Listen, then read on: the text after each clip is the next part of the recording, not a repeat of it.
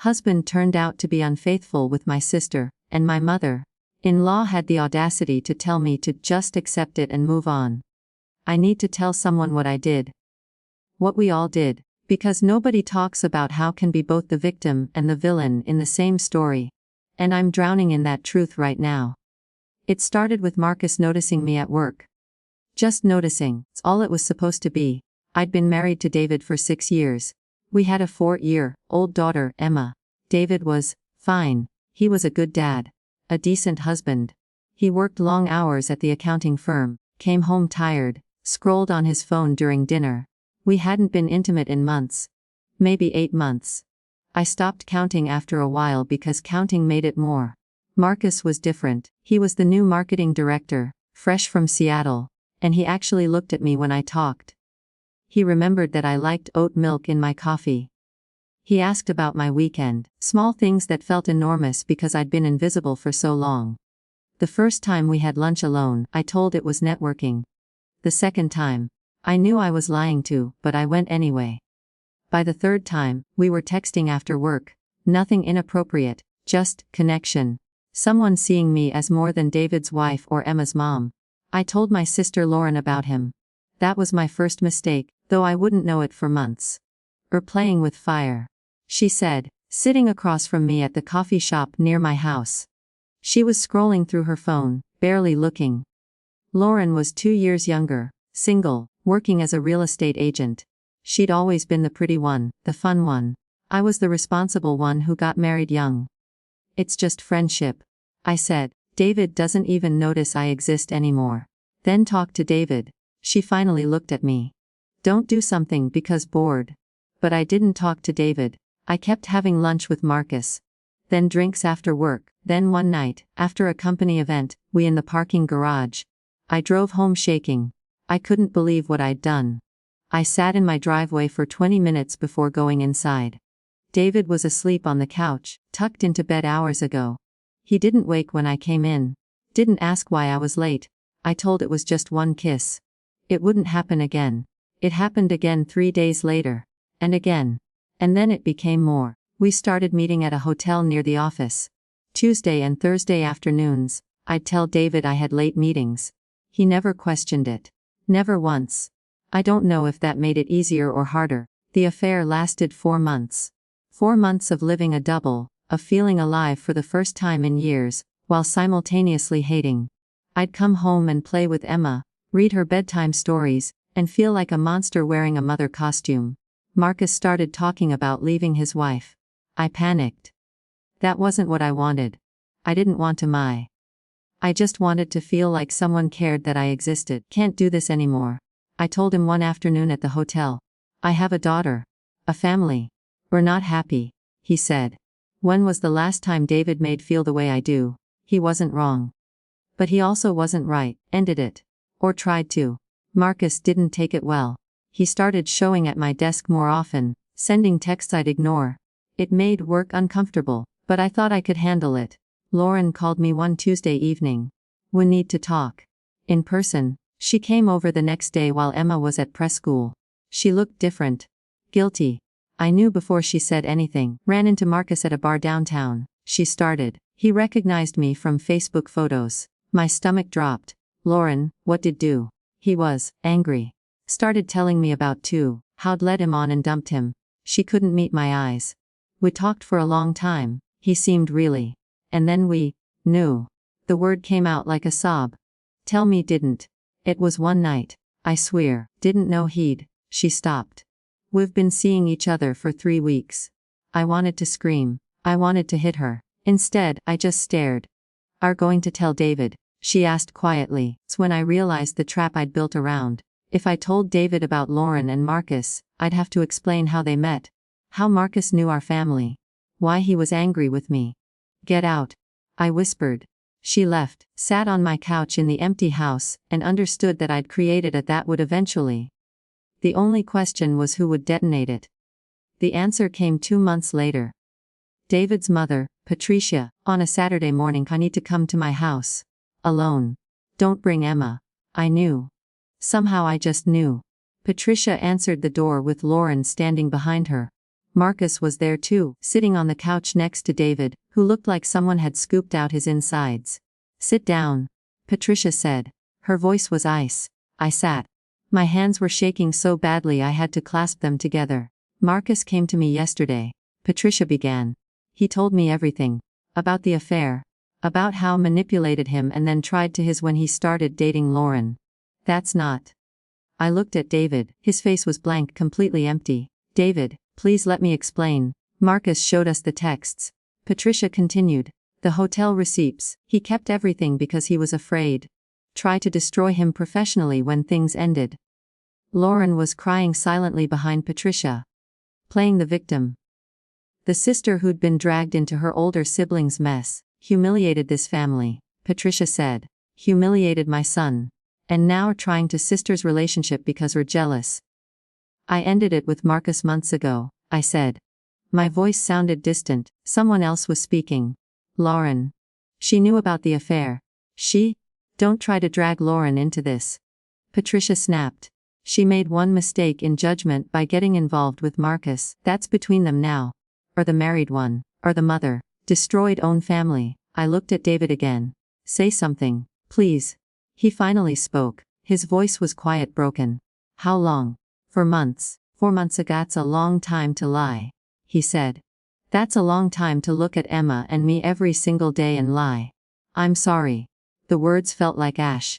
"David, I'm so sorry. Was lonely and I made a terrible mistake, but it's over. It's been over. And sister." His eyes finally met mine. There was nothing in them. No anger, no. Just nothing. "When we're going to tell me that my wife's affair partner is now dating my sister-in-law?" I didn't know how. Patricia stood. "Here's what's going to happen. We're going to move out of the house. David will file for divorce. I'll agree to reasonable custody arrangements for Emma, and won't him on anything. And most importantly, we're going to accept that Lauren and Marcus have a right to be happy, and won't cause any more drama." I looked at her like she'd grown a second head. "Want me to just accept this, accept that my sister is with the man I had an affair with? Don't get to be the victim here," Patricia said coldly. "Cheated, destroyed marriage. Lauren finding happiness with Marcus isn't about." I started laughing, couldn't help it. The absurdity of it all. Lauren was still crying her performance tears. Marcus looked smug. David looked dead inside, and his mother was telling me to accept my sister dating my former affair partner, like it was some kind of reasonable request. "No," I said. "Absolutely not. If want a divorce, David, fine, I deserve that. I'm not going to sit here and pretend that what Lauren did is okay. I'm not going to watch them play happy couple at family holidays, not going to let Emma grow thinking any of this is normal. Don't get a say anymore," Patricia said. "Lost that right when cheated." I looked at David one last time. Is this really what want, mother making decisions for? Lauren and Marcus being together while we co-parent our daughter? He didn't answer. He just looked away. I left. I drove home, packed a bag and checked into a hotel, called my parents and tried to explain. They'd heard Patricia's version first. Everyone had. The story was already out there. Unfaithful wife tries to destroy her innocent sister's relationship out of jealousy. Nobody wanted to hear about how Lauren knew. Nobody cared that Marcus was a weapon being used against me. Nobody saw the trap. I'd cheated. That was the only fact that mattered. Everything else was just noise. The divorce papers arrived on a Wednesday afternoon. I was staying in a temporary apartment, the kind of place that smells like old carpet and broken dreams. Emma had been with David all week. Our custody arrangement, brokered through lawyers because we couldn't be in the same room anymore, gave me every other weekend and Tuesday dinners. 4 hours a week with my daughter. Called my lawyer immediately. "This custody split isn't what we discussed. I'm her mother. I should have her at least 50% of the time. Mrs. Chen, given the circumstances of the separation, and the fact that the one who moved out, this is actually a reasonable starting point. We can negotiate for more time once things settle." Circumstances of the separation. Was lawyer speak for. Cheated, so we're lucky to get anything. I signed the papers. What choice did I have? Fighting would mean a custody battle, and Patricia had already made it clear she'd bring every dirty detail in court. She'd paint me as unstable, fit. And I'd already given them all the ammunition they needed. Work became unbearable. Marcus had apparently told HR that I'd been harassing him about his relationship with Lauren. There was an investigation, had to sit in a conference room while 2 HR representatives asked me invasive questions about my personal. Did engage in a consensual relationship with Mr. Harrison? Yes. And when that relationship ended, make any threats toward Mr. Harrison? No. I just asked him to leave me alone. He has text messages suggesting otherwise. They showed me screenshots. Messages I'd sent when I found out about him and Lauren. How could do this? Knew she was my sister. This is sick. Out of context, they looked like I was the unstable ex who couldn't let go. I was put on administrative leave pending the investigation's conclusion, which meant I sat in my sad apartment all day with nothing to do but think about how completely my head imploded. My mother called once during those 2 weeks. Just once. Lauren is very by the things been saying about her. She said. No hello, no asking how I was doing. Mom, she slept with Marcus knowing everything. She knew what he did to my marriage.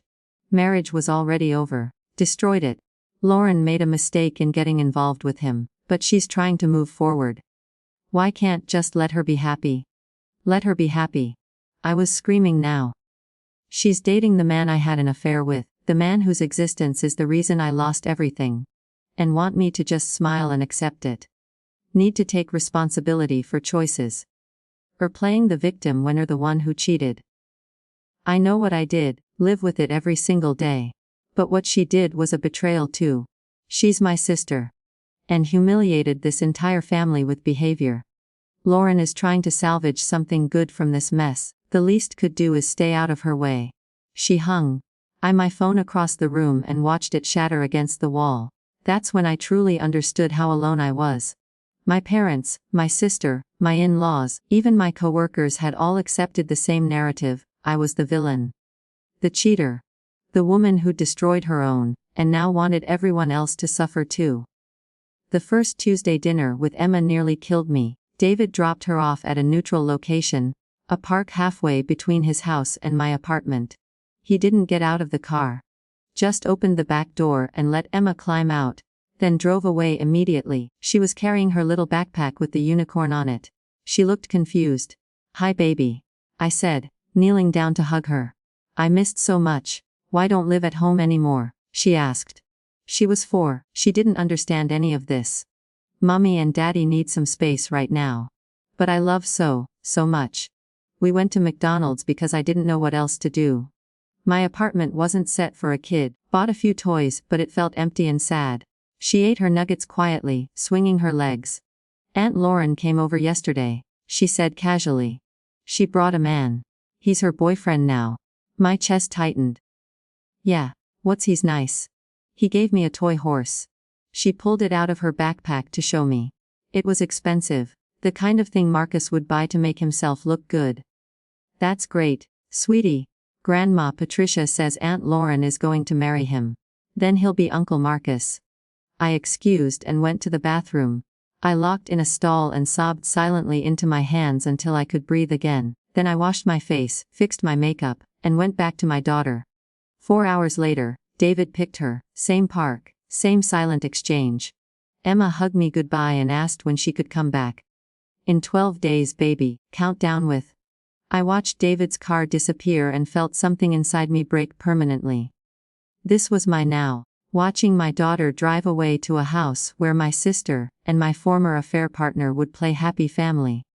Where Patricia would whisper about me whenever she got the chance. Where Emma would slowly learn to prefer them over me because they had the nice house, the stable, the normal family dynamic.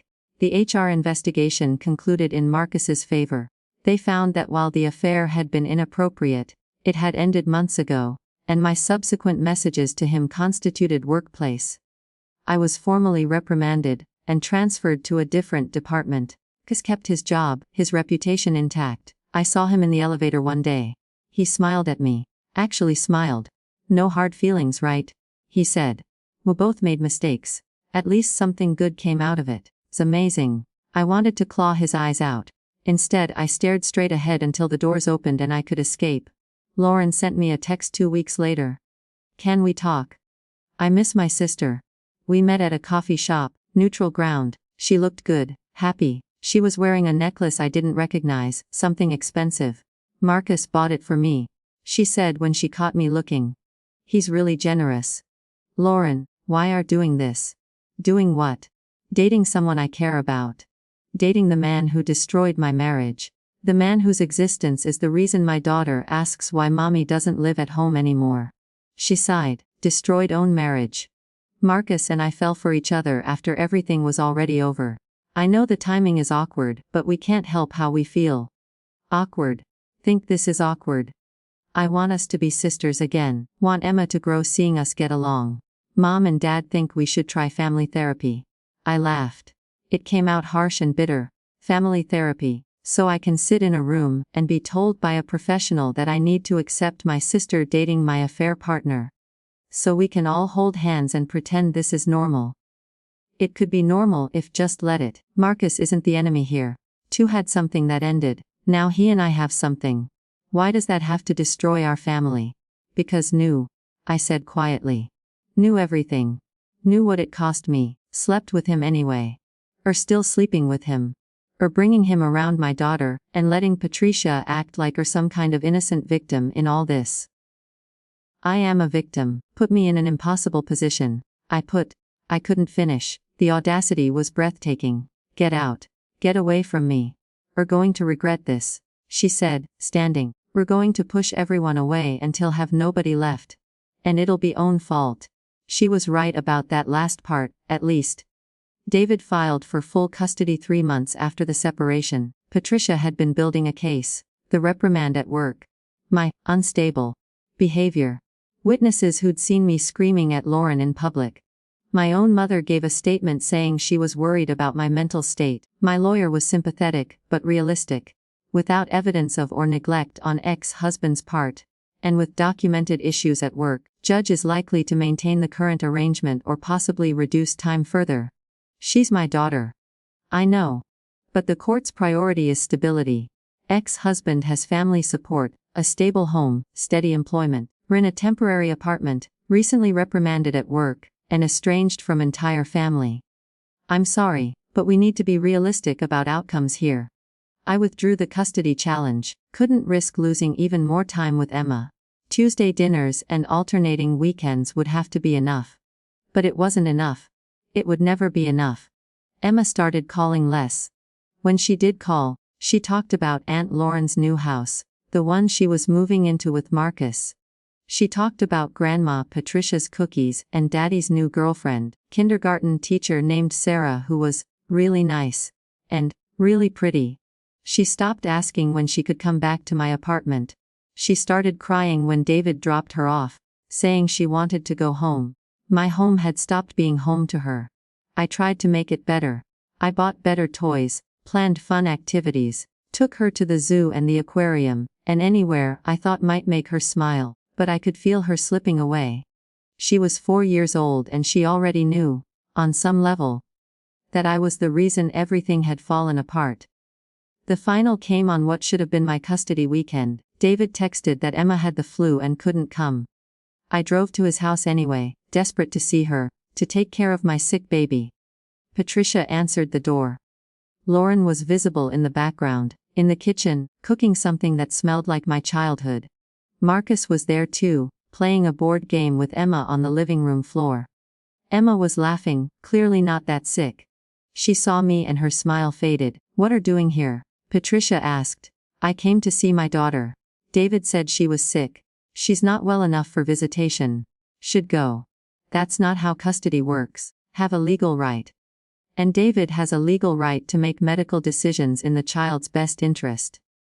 Emma is staying here this weekend where she's comfortable and cared for. I pushed past her into the house. Baby, come here. Emma looked at Lauren. Actually looked at my sister for permission. Lauren nodded, and only then did Emma come over to me. Don't want to come to mommy's place. We can wanta stay here, she said, quietly. Aunt Lauren is making my favorite dinner. I can make favorite dinner. But we're in the middle of a game. She glanced back at Marcus, who was watching with barely concealed satisfaction. Can I go back now? I looked at David, who'd emerged from somewhere in the back of the house. Or doing this on purpose, all doing this on purpose. Need to leave, he said. We're upsetting Emma. He was right. She was crying now, confused and scared by the tension in the room.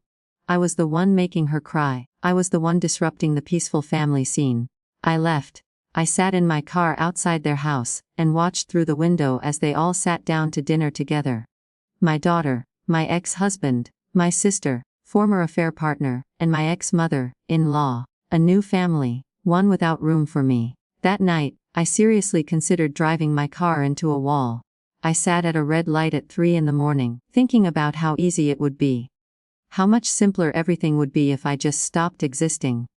Emma would be fine. She had plenty of people to love her. She didn't need a mother who'd ruined everything. The light turned green. I drove home to my empty apartment instead. But I understood, finally and completely, what I'd done. I hadn't just cheated on David. I'd handed my entire to people who wanted to me, and I'd given them every weapon they needed to destroy me. And they'd done it. Efficiently, thoroughly, with the blessing of everyone who was supposed to love me. The wedding invitation arrived 6 months later, cream-colored cardstock, elegant script, my sister's name next to Marcus's. I stared at it for 20 minutes before I realized my hands were shaking so badly the paper was rattling. Emma was listed as flower girl, David. He answered on the 4th ring, his voice carefully neutral. What do you need? The wedding. Or letting Emma be in the wedding? Lauren asked her.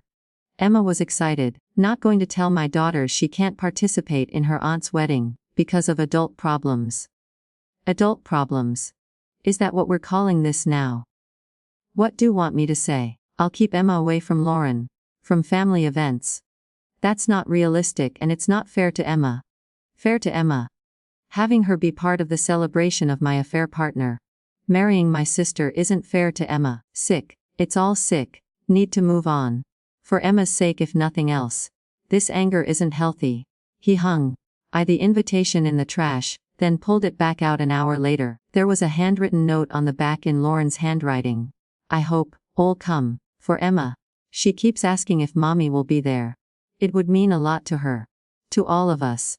The manipulation was stunning. Frame it as being about Emma.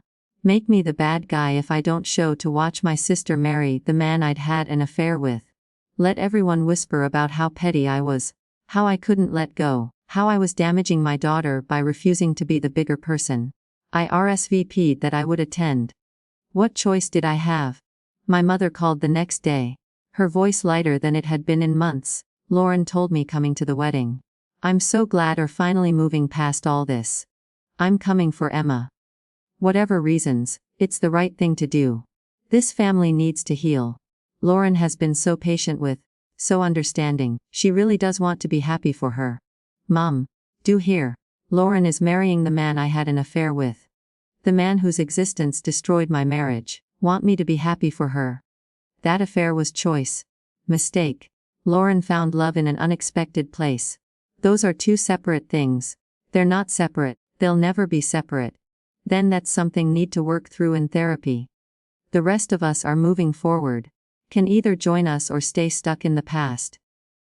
The wedding was in October, a vineyard 2 hours outside the city. I drove there alone, wearing a dress I'd bought specifically to look like I was doing fine. Hair done. Makeup perfect. Smile practiced in the mirror until it looked almost real. Ran to me the moment I arrived. She was wearing a little white dress, holding a basket of flower petals. She looked beautiful, happy. Mommy, came. Look at my dress. Look like a princess, baby. I hugged her tight, breathing in the smell of her shampoo, trying to memorize this moment before it turned into something else. I have to go practice walking down the aisle. Aunt Lauren showed me how. We'll wash. Of course. I watched my 4-year-old daughter practice being part of a wedding that felt like a public. She took her role seriously, carefully dropping petals, beaming at the praise from Lauren and Patricia and the wedding coordinator. Marcus appeared beside me. He was in his tuxedo already, looking pleased with himself and everything his had become. Thanks for coming. He said, I know this isn't easy. Don't talk to me. I just want to know there's no hard feelings on my end.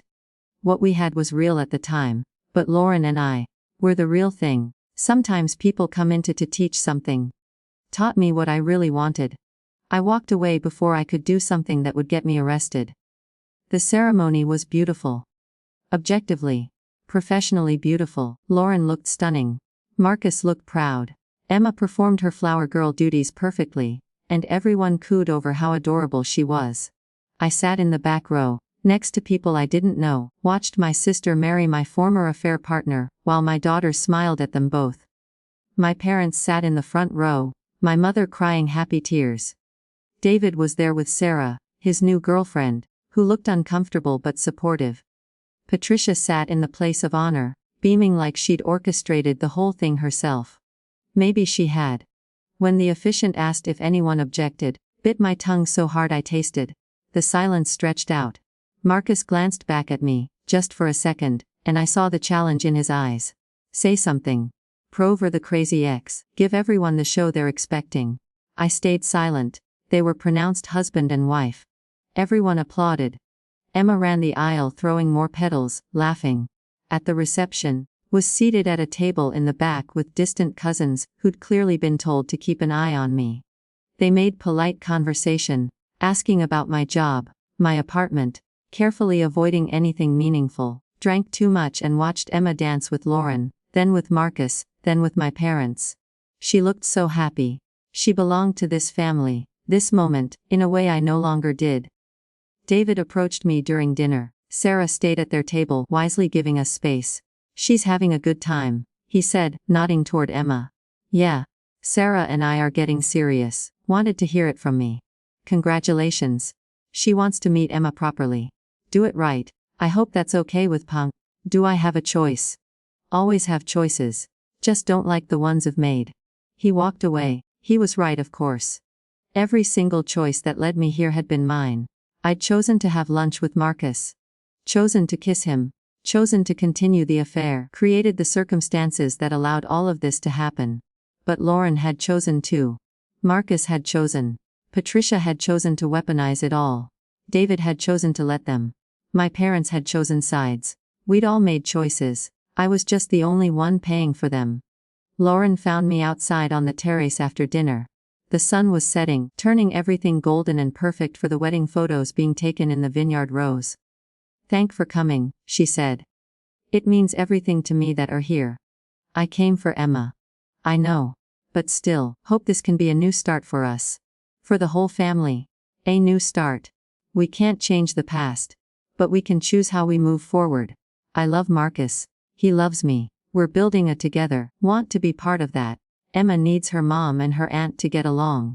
Do actually believe what are saying. Do really think this is normal. Normal is what we make it. Yes, the situation is complicated. It's been over a year. At some point, have to let go of the anger. I'm not angry, I said quietly. I'm devastated. I'm watching my daughter grow in a family that's decided I'm the villain in everyone's story. See her 4 days a month. 4 days. She calls Sarah by her first name, but she'll call Marcus aunt and uncle. She's learning that what did is acceptable. That what I did is unforgivable. We're all teaching her that. That's not fair. None of this is fair. Want to know what I learned from all of this? That one mistake can cost everything. That the people who are supposed to love will turn on the second. It's convenient, can be right and wrong at the same time, and it doesn't matter because wrong is all anyone will remember. Or not the victim here. I never said I was. I know what I did. I live with it every day. See it in Emma's eyes when she looks at me. I hear it in my mother's voice when she calls, feel it every time I sit in my apartment alone wondering how I became someone nobody wants around. Lauren's eyes filled with tears. I didn't want it to be like this. Yes, did. Maybe not consciously. But chose this, chose him, chose to me in the most permanent way possible, and got everyone to agree it was justified because I cheated first. I fell in love. Fell in love with a weapon. And used it, and now are surprised that I'm bleeding out. I left before she could respond. I found Emma, hugged her goodbye, and drove back to my empty apartment. I didn't cry. I was past crying, just sat in the dark and understood that this was my now. Emma's visits became less frequent after the wedding. She had school activities, playdates, family events I wasn't invited to. David was always apologetic but firm. Emma's schedule was busy. She needed stability. Sarah was helping with pickups and drop-offs. Things were complicated. I stopped fighting. What was the point? Every battle I picked made me look more unstable, more obsessed, more like the woman everyone had already decided I was. My parents invited me to Thanksgiving. Lauren and Marcus would be there, of course. Emma would be there. It was time to be a family again, my mother said. Time to put the past behind us. I declined. I spent Thanksgiving alone, eating takeout and scrolling through Facebook photos of the family gathering, smiling between Lauren and Marcus.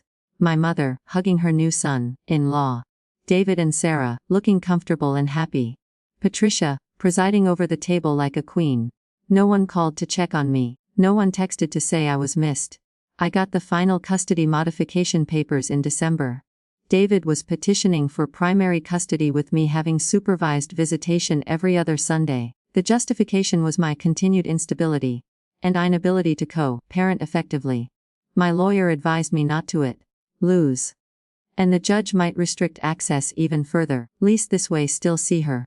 I signed. What else could I do? Emma is 5 now. She barely remembers living with me. When she talks about home, she means David's house. When she talks about family, she means Lauren and Marcus and Patricia and Sarah. I'm becoming a character in her story instead of an author. A supporting role in someone else's narrative. Last week, she called me by my first name instead of mommy. She corrected herself immediately, embarrassed. But we both knew. The distance between us isn't just physical anymore. It's fundamental. I'm losing her in real time. And there's nothing I can do to stop it. Transferred me again. Not disciplinary this time, just a better fit, in a smaller office 40 minutes away. Further from Emma. Further from everything. I'm tired of fighting. Lauren is pregnant. She announced it at Christmas with a photo of her and Marcus holding a sonogram. Emma is going to be a big cousin. Everyone is thrilled. My mother called to tell me I need to be supportive. That this baby is family too. Emma is excited about it. I congratulated Lauren via text. She responded with a heart emoji. Sometimes I drive past David's house late at night. I sit across the street and look at the windows, wondering which room is Emma's, if she's sleeping peacefully, if she ever thinks about me. If she remembers when I used to read her bedtime stories and sing her lullabies, and be the center of her entire world. Don't know what I'm looking for. Proof that she still needs me, maybe. Evidence that I'm not completely erased. But the house just sits there, warm and lit and full of people who aren't me. I drive back to my apartment and try to remember what it felt like to matter to someone. People ask if I'm dating, if I've moved on, if I've learned my lesson. I smile and say I'm focusing on healing, on becoming a better person. The truth is I'm just surviving. Day by day, hour by hour. Watching from the outside, like it's happening to someone else. Like I'm already a ghost haunting the edges of my own story. Cheated. I know that. I own it. But I didn't deserve to lose everything. Nobody deserves to watch their entire be handed to the people who them most. Nobody deserves to become a cautionary tale while everyone else gets a happy ending. But that's what I am now.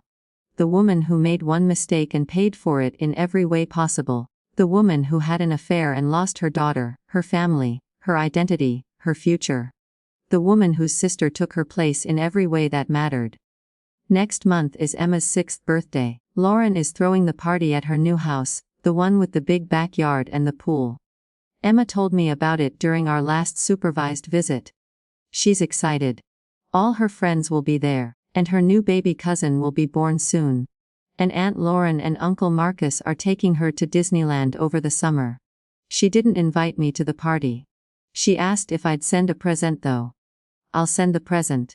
I'll smile and say I hope she has a wonderful time. I'll pretend it doesn't destroy me, that I'm not welcome at my own daughter's birthday party, and then I'll go back to my apartment, and sit in the dark and wonder, at what exact moment, I stopped being a person and became a lesson. A warning. A story people tell about what happens when make the wrong choice. Made a mistake. They made sure it cost me everything. And somehow, I'm the only one who's not allowed to call that unfair. The worst part isn't the loneliness or the loss or watching Emma forget she ever needed me. The worst part is knowing that if I told this story to anyone, they'd nod sympathetically and then say, "But cheated. What did expect?"